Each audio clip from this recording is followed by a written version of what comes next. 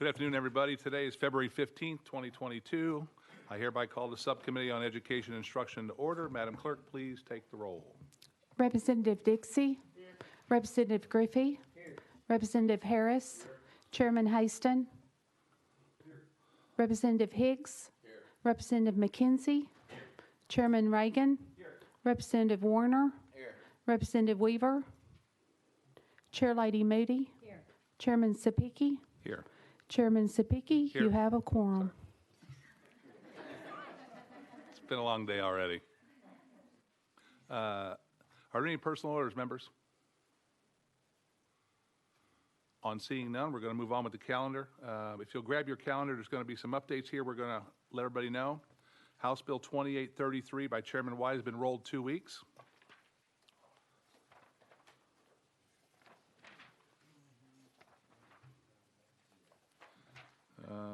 House Bill 1715 by Representative Warner has been taken off notice.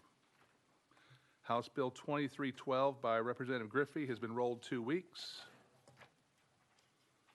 House Bill 1683 by Powers has been rolled 2 weeks. House Bill 2742 by Powers has been rolled 1 week. Okay. Getting into our calendar, being respectful of the members that are here, I'm going to roll House Bill 2116 by the chairman to the heel without any objections. Okay. All right, first up will be House Bill 1879 by Chairman Littleton. Motion. Second. Chairman Littleton, you have a motion and a second. Please present your bill. Are there any amendments? No amendments. No amendments. Okay, go ahead. Thank you, Mr. Chairman. House Bill 1876 requires by November 1st of each year the Comptroller of the Treasurer to review and report the implementation of the Tennessee Literacy Success Act and to submit the report to the chairs of education committees of the General Assembly and the State Board of Education, and for such report to be published on the Comptroller's website, and requires the Department of Education to provide any information requested as soon as possible. And this bill is from the list of recommendations to the General Assembly by the ERIC, the Education Recovery Innovation Commission. Members, you heard an explanation of the bill. Are there any questions for the sponsor? Seeing none, it's okay. We take the vote. Seeing no objections, all in favor of moving House Bill 1879 to the full committee, say aye. Aye. Any opposed? Chairman, you're on the full committee. We'll see you next week. Thank you, Mr. Chairman and committee. You are welcome. Next up will be House Bill 1840 by Chairman Hawk. Chairman Hawk, you are recognized. Motion. Second. A motion and a second. Go ahead and present your bill, sir. Thank you, Mr. Chairman and members. House Bill 1840 comes to us from the Niswonger Foundation on Education. We've been working diligently over the last decade to give greater recognition to our folks going through technology schools. This creates a work ethic diploma distinction program that will encourage an interview for students, as well as give students a little gold star on their diploma as they go forward. So it's certainly a workforce-friendly bill that we're working on, Mr. Chairman and members. Members, you've heard an explanation of the bill. Are there any questions for the sponsor? Seeing no questions for the sponsor, is there an objection to taking the vote? Seeing no objections, all of those in favor of House Bill 1840 say aye. Aye. Any opposed? Chairman, you're on your way to full committee. We'll see you next week. Thank you so much, Chairman and members. Members, now we're at the heel of the calendar. I'll be turning the gavel over to Chairman Moody.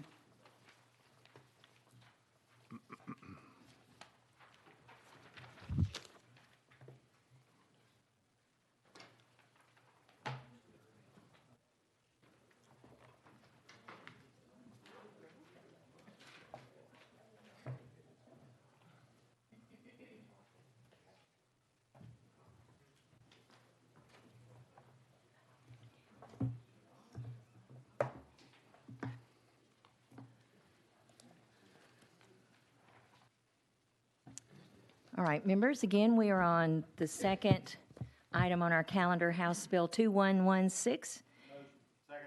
You have a motion and a second. Chairman Sapicki. Thank you, Madam Chairman and committee. This is hopefully a very simple bill.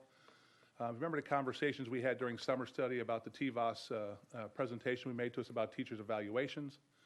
And Commissioner Schwinn has talked extensively about the growth that we've had in Tennessee for our students, but slowly starting to transition to bring proficiency more online for our students in evaluating our teachers on their performance moving forward. And so, in having conversations with the Department of Education on this and trying to find a smooth balance of transition to where we're going to start to bring more proficiency into our evaluations of our teachers on how they're doing without taking anything away from growth, because there are some districts out there that are very challenged with proficiency. It would have still allowed the opportunity for those teachers to show their excellence in growth. Basically, the change is going to be this. It's going to be on the percentages of evaluation. The current percentages are 50% observation, 35% growth, 15% proficiency. The proposal in the bill is to move that to 40% observation, leave growth at 35%, and bump proficiency up to 25%, just a 10% change from observation to proficiency. That's the bill. I'll be happy to answer any questions. Thank you for that explanation. And I do see, okay, Representative McKenzie, we have Jim Rye on our list. Do you mind if we hear from him first, sir? No. All right, thank you. Jim Rye, we're going to go out of session to hear from Mr. Jim Rye. And, sir, you know how to turn that on and introduce yourself for us. I'm on now. Thank you. And we have 3 minutes for you. Yes, ma'am. I'll All go right. quick. Thank you. Start. Jim Rye, Tennessee Education Association. The 3 areas that we have problems with this bill is that we believe 50-50 split is been tried and true. It really is important to have the observations where teaching practice is improved. But the 2 areas of this bill, it's very subtle in the bill, it eliminates 2 areas of using growth scores if it's to the advantage to the teacher. So it eliminates one aspect of the evaluation system. If a teacher has a 3, 4, or 5 in their growth score, they can use that for the 50% of the evaluation. Now, if a teacher, the other thing it eliminates is Section 5. If a teacher has a 4 or 5 currently in their growth, they can use that growth number for their entire evaluation. And the reason why it's important to provide teachers these options is because, and I appreciate the chairman talking about proficiency, but what the statistical model does is it sees how far a child has moved, or a group of children has moved in 1 year. And what often happens into understanding we've seen the growth, it may not land at the proficiency level, but we have seen tremendous growth. And this is really important for many teachers, but especially rural teachers, if a proficiency level is a bit lower, but the teacher has demonstrated that the students are achieving academically at a much greater rate than what was expected. That is an important way for teachers to say, I'm doing a good job, and to get a decent evaluation. So the main issue we have with this bill is to take away the options of the teacher to choose, if they so choose, the growth rates for their evaluation. And I think that has been an important part of keeping the evaluation system fair, and that is why we're opposing this bill. Did I make it under 3? You did good. Thank you, Madam Chair. Thank you. If there's any questions or... Yes, members. Does anyone have a question for Mr. Rye? All right, I see Representative Dixie. You're recognized. Do you think under this current model that this would, not current model that we have, the proposed model, that this will lower the willingness to get experienced teachers into lower performing schools if we go on a proficiency? Because I'll give you an example. I was at a middle school on Friday, and it was a challenging school, but there were so many young teachers there. And I think that what we need to do is try to get more experienced teachers into those schools, they could help raise that growth, is what you're saying, which they may not meet this arbitrary proficiency number, but I believe that we should be able to do something to incentivize those high-performing teachers to go to those lower-performing schools. Do you think that this particular proposed bill will help that or hurt that? Well, when you provide teachers options, right, on how they are going to be evaluated, I think that that opens up areas where they can go teach, and that a teacher is less worried about other types of scores to be able to then to teach in a may have been a more challenging place. It is not a secret for teachers when they move what's better pay, better benefits, and things like that. What we've always found in our evaluation system that's been critical is there is being able to use these other measures. I mean, we spend a fair amount of money on TVAS as a statistical estimate, and that provides another opportunity for a teacher to demonstrate his or her effectiveness. And what we find and what we are really interested in is to keep those options available to teachers as a way to, as we work to make sure the evaluation system is fair. All right? So we would like, I think it's important to keep it at 50-50. The 50% observations where administrators or other people doing the evaluations are witnessing the teaching, right? And that the meetings that happen before and after that is a way to improve teaching practice and get real-time feedback. And then the 15 other growth score, and then the 35% that is the growth score, has been something that we've worked to make sure it does work, but it's critical in these two things where a teacher, when that growth score comes in, that says the statistical estimate says, your kids did great, right? I mean, they really advanced in that year. And then especially, though, if they have done exceptionally well in that growth, that they can point to that and say, that is going to be my level of effectiveness. It's a question of fairness, and it's a question of providing teachers the opportunity to advocate for themselves to demonstrate their professionalism. Yes, Representative Dixie. Okay, just to sum it up, you agree with me that it disincentivizes teachers that work with special needs or ELL, lower economic. I know you gave a great response, but I just want to make sure that I think we're saying the same thing in just a little bit different terms. Right. So, thank you, Madam Chair. That, right, having these options does make sure that teachers can go where they're most needed. Okay. Thank you. Any Thank you. other questions for our guest? All right. Thank you for being here and for Madam your Chair. Thank you, committee. testimony.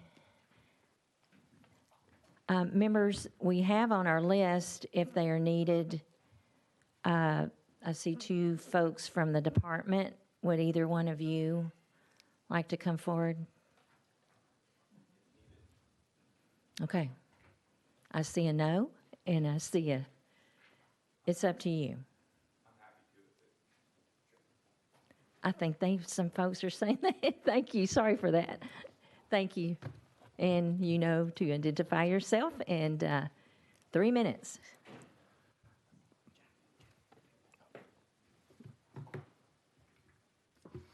Thank you, Madam Chair. We're just here to answer questions if anyone has any of us. All right, members, you hear that? Does anyone have any questions? I see Representative McKenzie. Thank you, Madam Chair. And my question is kind of where are we currently with this current model of 50-50 with the weighted weight toward growth as the sponsor indicated, which is strong. What is the department's stance on the effectiveness of this model and these percentages? Were these and then my second question is, were these randomly selected, or did they come from a process? Thank you for the question, Representative. Came through a process. There was an evaluation committee that looked at this a number of years ago that came up with that model. Our position on this bill is a defer watch. We're in a fairly neutral, I think, position here, it's fair to say. I did want to note that the one sort of conversation or one of the conversations we had with the chairman, as he expressed, we thought it was important that the growth measure was kept at its current percentage, which it is in this current amended version. So really sort of what this changes from that existing three-tiered multi-evaluation system is dropping the observation by 10% and raising the achievement metric by 10%. I think from our position, what's important is that we need a multiple tiered evaluation system. We're changing some percentages here if this were to become law, but we're maintaining that multi-tiered system. Representative McKenzie. Thank you. So I think I heard embedded in your answers, growth is very important, to the point that was a kind of a non-starter.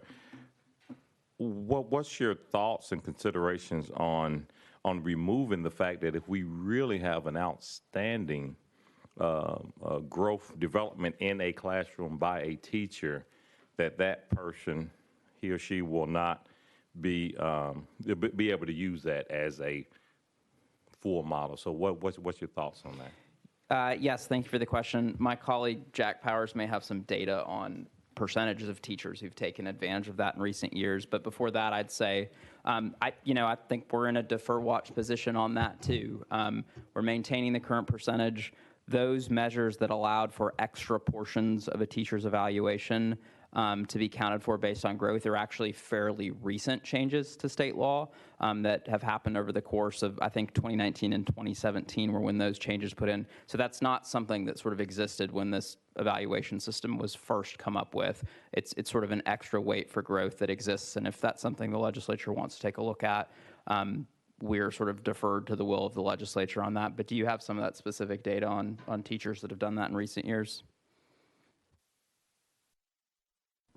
Jack Powers with the Department of Education. And just to reiterate, in the current breakdown, there is a 35% weight for an individual teacher's growth. But specifically, one of the flexibilities that we call the 3-4-5 override that is being taken out was utilized by around 18% of our teachers in the most recent year. The other 4 or 5 override rule was utilized by a very small number of teachers. I think it was around 400. Yes. Representative McKenzie, thank you. All right, so just so I'm clear, so you said 3-4-5 override. What does that get you in terms of what does that override? And then what does the one that only the 400 teachers override? Certainly, Jack Powers at the department. What the 3-4-5 override does is it allows an educator to take their individual growth score and allow that to constitute the entire 50% of the achievement portion of their evaluation, and then the other 50% would be observation. For the 4-5 override, it would allow an educator to use that 4 or 5 for the entirety of their evaluation score. All right, thank you. Oh, yes. Representative Griffey, you're next. Thank you, Madam Chair. Let me ask you, does the department notice a correlation between the teachers that are using the override with the ones that are their students are, not meeting the proficiency level? Does that make sense? Is that a Yes, that question makes sense. We have not performed that analysis to look, but it's certainly something that we can see if it's possible to examine. one follow-up question? Yes. The number of percentage of our teachers that their students aren't meeting the proficiency level, target level, as far as the scoring, do you have a figure on that or rough estimate? I don't have that figure off the top of my head, but just to clarify your question, is the question of the teachers in the state who teach a state-tested subject, what is the proficiency level of their students? Yes. That is data that we certainly have access to. I don't have it at the top of my head, but I'd be happy to provide it to you later. Thank you. Thank you, Madam Chair. Thank you. Okay, Chairman Haston, you're recognized. Thank you, Madam Chair. On the calendar, sections 1 and 2 there, what originally when they were first put in, what were the benefits? What were the benefits of having those provisions in place, if any? I just was wondering what the history might be on that, or what the reason. You might not have been here when it was happening. I think it was 2012. But what were the provisions of why they were in there to begin with?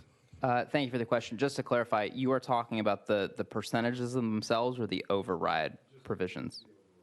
The override. I believe the overrides came in later than that. I was around, not in my current role at the department, when they came through, and I think a lot of it was due to some testing difficulties and some lack of confidence sort of in the system. It was to allow an additional weight for growth for teachers who showed particularly strong growth on that in the assessments. And I think my colleague, Mr. Powers, shared what some of those most recent percentages are in terms of teachers who've actually utilized them. But, the way I read it is it allowed growth to count for more than that 35% for teachers who were able to demonstrate that.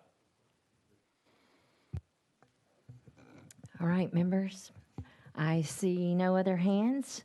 So thank you both for coming up and taking questions. Thank you, Madam Chair. Appreciate that. All right, members, we'll go back in session.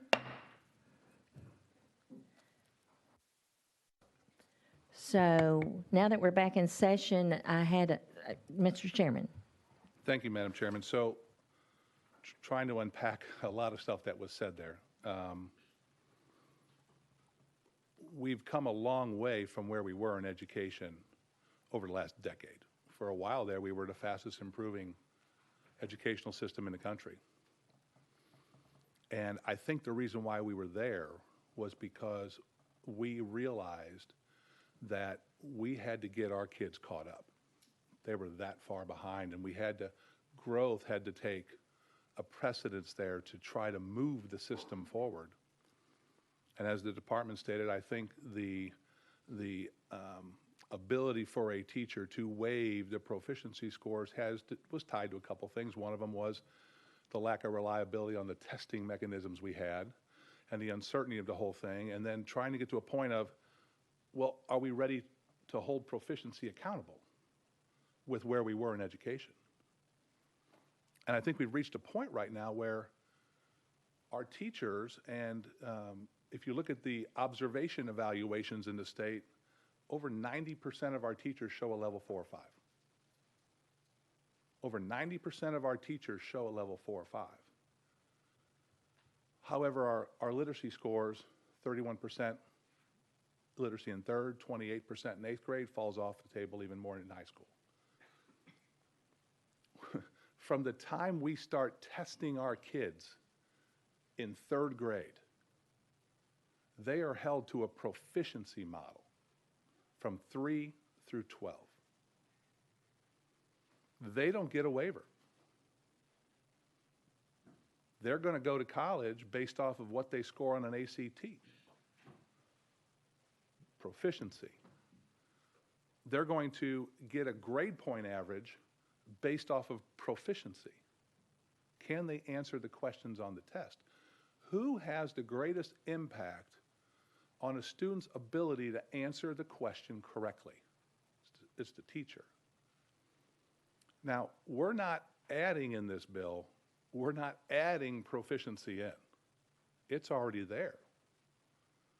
What we're saying is we want to start to bring a little emphasis on a little more balance, that our students in 3 through 12 are evaluated every day on proficiency. And all we're saying is now we've reached a point where our teachers have grown the state so far. If I understand right, and Chairman can correct me, I think we're sitting in a level 4 or 5 district for growth right now. I think. But the proficiency scores aren't where they should be.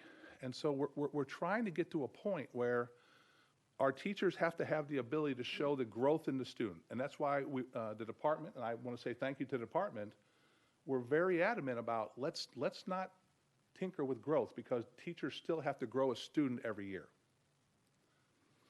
And for those out there that are watching and don't understand growth, I could give you 2 hours on that, and I'm sure you guys would not want to hear that.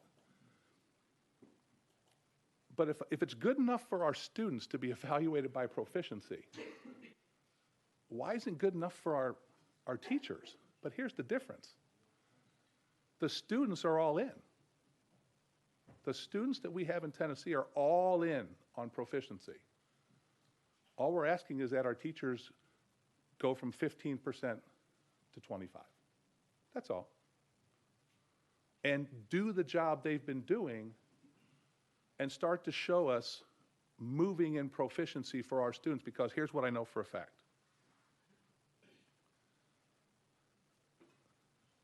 I went to the University of Wisconsin, and I graduated with a Bachelor of Arts in History. Not because they grew me, because I answered the questions correctly on the test. You gain admission to some of the highest educational universities in the country by how you score on education, on how you score on the ACT. We're running a bill right now, it might have been this committee, about grade points, right? Going from a 7-point scale to a 10-point scale. Why? Because our students' lives depend on proficiency and that grade point average. All we're asking, it's a simple bill, folks, is to let's start to transition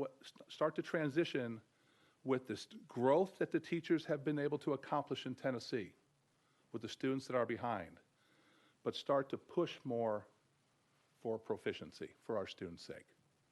And I think if we get our teachers moving that way with what our students are doing, I think we'll get to the point where we're number one in education. But everybody has to be pulling the same load. And remember, our students are pulling 100% of the load in proficiency.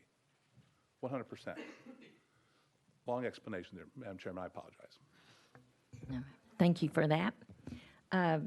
Members, I have on the list now for questions, Representative McKenzie. Thank you. Thank you, Madam Chair. And I don't disagree with us needing to look at the model and evaluate its effectiveness and see why things need to be changed. I guess I just didn't hear necessarily a strong argument for why observation should go down. I mean, I've been a long-time employee, and each year I have a conversation with my supervisor, and we talk about metrics and measures and success, and that's a valuable conversation, and it's what drives, in my case, the raise, right, or the ability to maintain employment. So I think decreasing the observation might not be in the long term the best remedy. That 50-50 model, I would say is low, because if you have a supervisor who understands what the role is of a teacher, or administrator who understands the role of the teacher, or a blend of the two, and you're looking at eyeball to eyeball, how is this person interacting with those children, and how are they responding to his or her teaching methods? That's a extremely valuable tool. And like I said, 50% of it, I think, could be, in some models, could be considered low. So this bill degrades that, and that's one of my concerns. And then, that's one of my concerns. Representative, Chairman Sapicki. I don't know if that was a question, but I get to respond to that. Differences of opinion is okay. Difference of opinion is okay. I'm sure that when this whole evaluation, this TVOS model was being created, it probably caused some consternation with the teachers at the time. But we've come so far. And the observation, the importance of the observation that principal is going to make on that teacher is still vastly important for the growth of that teacher in professional development. Nobody's trying to trivialize at all the observation component of the whole process. And you're right. one of the nuances of observing, and I've been to observations because I wanted to see what they were like and what they're looking for. And 100%, the interaction with the students is there. It's got to be there to make that connection. Sister Mary Margaret from second grade. I still remember, right? I mean, that's the connection she made with me. But that student doesn't get the ability to graduate on growth. I hope they don't. I pray they don't. Because they got to graduate and go into the real world. We saw some very great work here in this district, right here we're in with CTE and CA, Collegiate Academy. But those kids are being evaluated on their proficiency. We were in a shop class. They're being graded on the ability to change out brakes. We all drive cars. We want to make sure the technician that is changing our brakes didn't get his diploma based off of growth, that he got his diploma based off the ability to actually do the job. There is no slight here whatsoever of the work, and that's, once again, like the department said, let's not trivialize the growth here. Growth is extremely important for almost the majority of our students that are behind right now, based off of what? TCAP testing. We're grading our kids based off of proficiency. Life is grading our kids when they want to apply for a job based off of proficiency. Colleges are grading our kids for admissions based off of proficiency. Our employers are hiring our children based off of the proficiency that we're supposed to be providing to them in our K through 12 system. Highest remedial coursework in our colleges and universities right now. We have a workforce right now that they said is vastly undertrained. We have come a long way, and some of you have been here, a long way from where we were in education a decade ago. But we've been talking about the stagnation right now. We've got to push through that and say the next step is let's start to bring more proficiency online with our students. Slowly, slowly. You know I'm very aggressive. I thank the department for pulling me back a little bit. But I think it's a compromise. It's a fair compromise that if we're going to hold our students accountable for proficiency, I think we can hold our teachers just a little bit more for proficiency. Thank you, Madam Chairman. Thank you. Representative McKenzie, you had a follow-up? I did, and that dovetails nicely, or segues nicely into my second and last question or comment, recommendation is, if what you're saying is true, and it is, then why not do away with, so your second part, it does away with the ability for the growth being a 4 or 5 not to do. Why not include a little bit of achievement in that? If a person, to your point, if achievement is important, and it absolutely is, at the end of the day, we have to have a state-to-state comparison, and we're all, taking the same standardized test. Instead of doing away with that, why not blend that and make a mix of growth and achievement be a factor for a teacher to forego the rest? Mr. Chairman Subcommittee.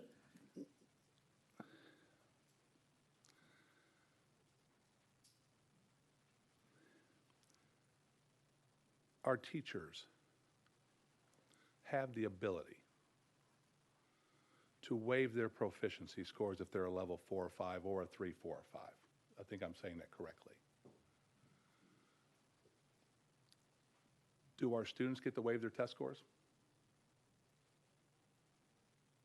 Do they? I think the answer is no, they don't. We all have to be in this together.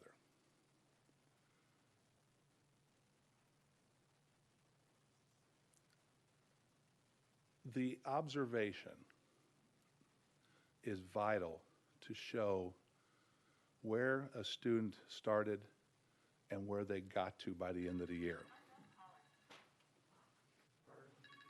You'll be buying dinner for everybody.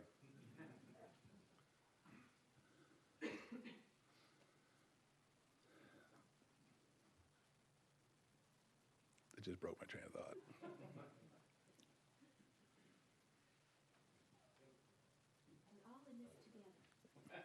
Thank you very much. We are all in this together, pulling towards the same goal of every child getting a high-quality education, being able to show us that when they take their tests, so that when they want to go on to a TCAT, to a community college, to the military, to higher education, to go to work for somebody, that they can show everybody that they know. They know. I can't think of a teacher that wouldn't want to help a child do that and share in that with them, of that success. I don't think, I'll leave it at that, Madam Chairman. Thank you.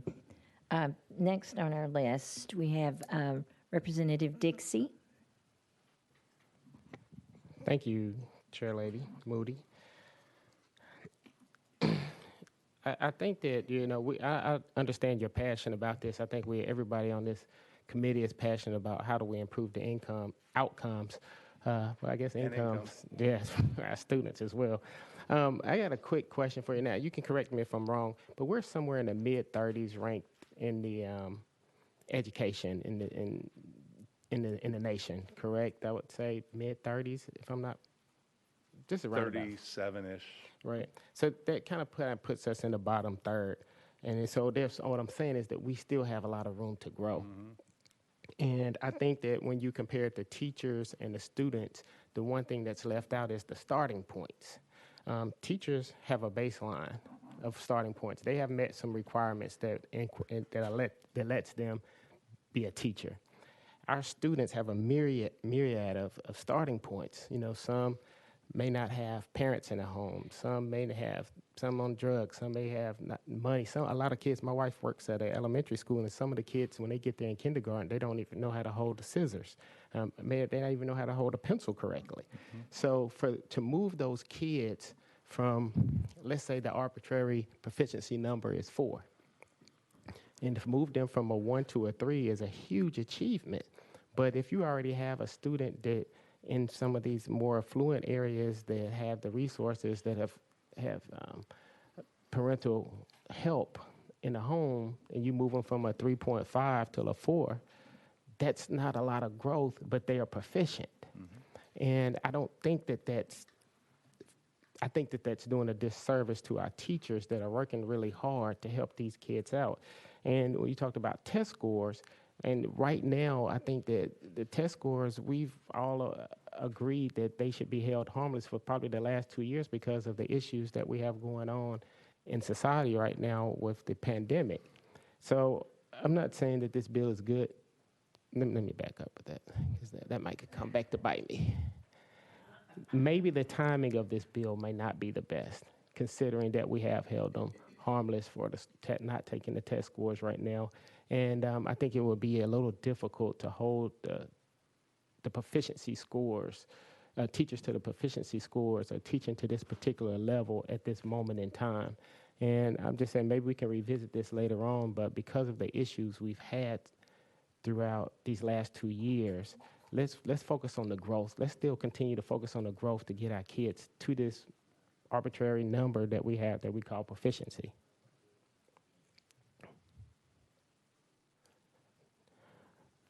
Yes, Chairman Sapiki. So the chairman is absolutely correct on where we were, 47th in education. There was a huge crisis in Tennessee because we were 47th in education. Now we sit roughly, we're probably compromising on number 37. And that 37 was attained very quickly. We moved up very quickly. And over the last, I've been here 3 years, that number has pretty much stagnated. And from what I understand, it's stagnated for a while. Now, in your example, a teacher that has a student that, let's just say, is proficient right now in 3rd grade, and they move to 4th grade, and they're proficient in 4th grade. The growth there is exhibited by the student who passed what we asked them to pass, the standards that we taught them. the growth that they had from 3rd to 4th grade is exhibited in the proficiency score. And the teacher would gladly take that proficiency score of that student because the teacher did what we asked them to do, they taught. There's a whole conversation we can have about what they have to teach and how, what testing they have to do. That's a whole, we could spend hours on that. But the growth, the student that is a level 1, and we move to a level 3 or a level 4, you're absolutely right, that teacher has done a fantastic job with that. And let's say that happens in 3rd grade. And the student is still 2 years behind. And the student moves on to 4th grade. And that teacher does the same thing and moves them a whole year academically. And we keep that process up for the entire system. And that student graduates, and he's grown a year every year, and he's a senior, and we're saying thank you very much, and they're walking across the podium, the platform to get their diploma, and they haven't passed one test. What kind of life are we dooming them to? And without requiring proficiency. And the example there is kind of the system we're working with right now, and I will be one to tell you that No Child Left Behind, boy, it decimated our educational system. Decimated it. And we're trying to recover from that No Child Left Behind. And we're turning kids out right now that aren't proficient, but we've grown them every year. And all the bill asks, and I know timing is timing. We didn't account for COVID. We never thought we'd be dealing with COVID. We never thought we'd be dealing with a testing vendor that couldn't get out a test. We never thought. If we rest on we never thought, we're never going to go anywhere. We're going to be graduating kids right now in Tennessee in 3 months, 4 months, that aren't proficient, they're out on grade level, and we're going to give them the diploma and say, good luck in the real world.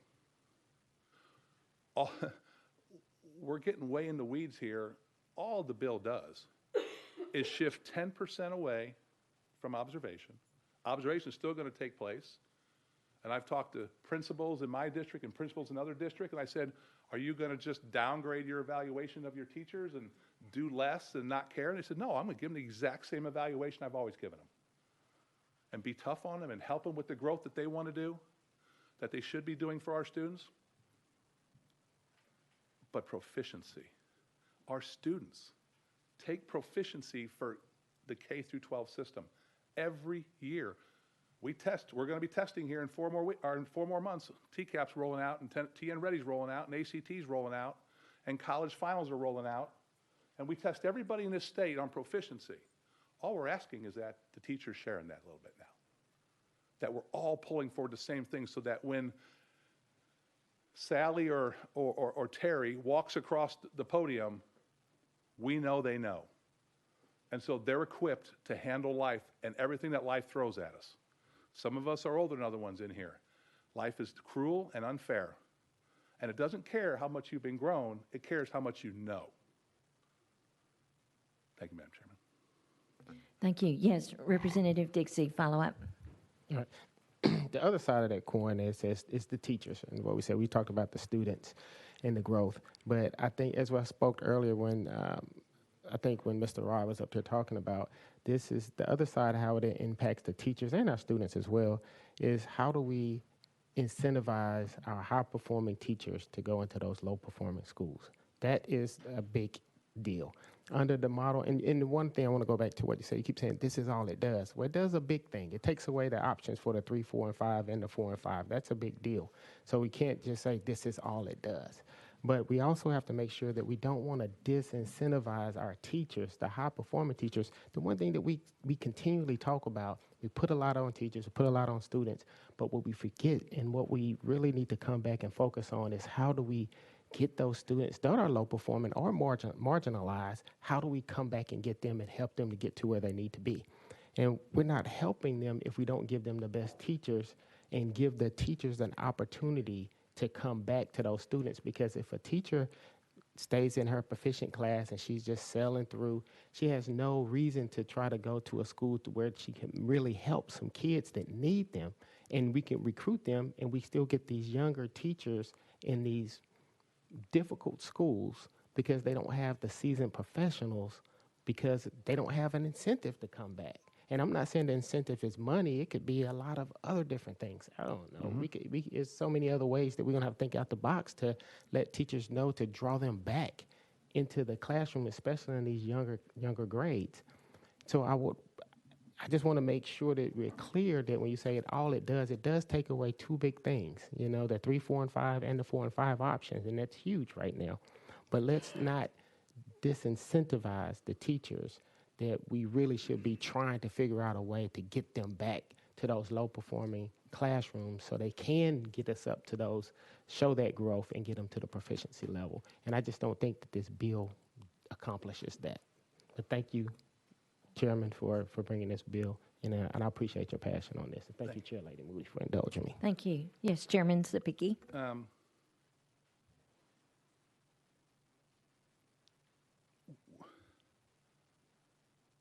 We are able to recruit.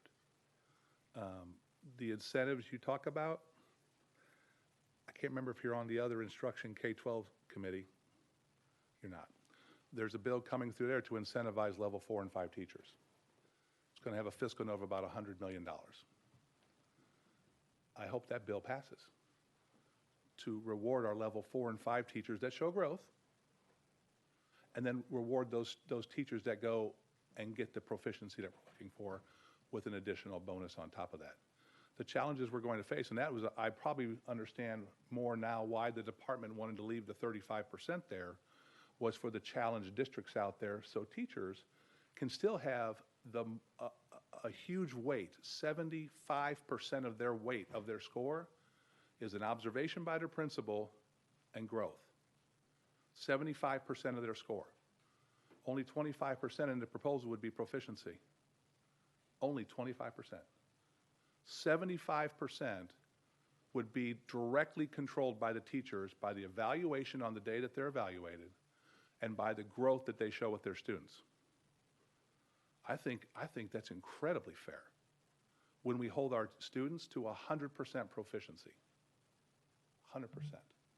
We talk about all the time about what their test scores are ad nauseum sometimes. We are creating career technical paths, multiple pathways in our high schools. But what we're assuming is all these kids can read, write, and do math on grade level by 8th grade. How can they take advantage of the opportunities of high school with AP courses, with career technical courses, with job placement courses? How can they take advantage of TCAT, which has got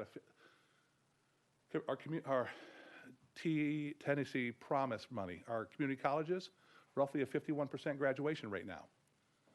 TCAT's knocking it out of the park right now. The work-based stuff that when we toured those schools in Metro Nashville, doing a great job. What about everybody else? What about all the other kids that aren't in those classes? So I hear the objection. I do. I'm assuming you're going to be a no vote, so I'll continue on. Thank you, Chairman Zipicki. Members, the position we're in, there's no more names asking to ask questions. So, Mr. Chairman, do you have any more to add to wrap up? No, ma'am. All right.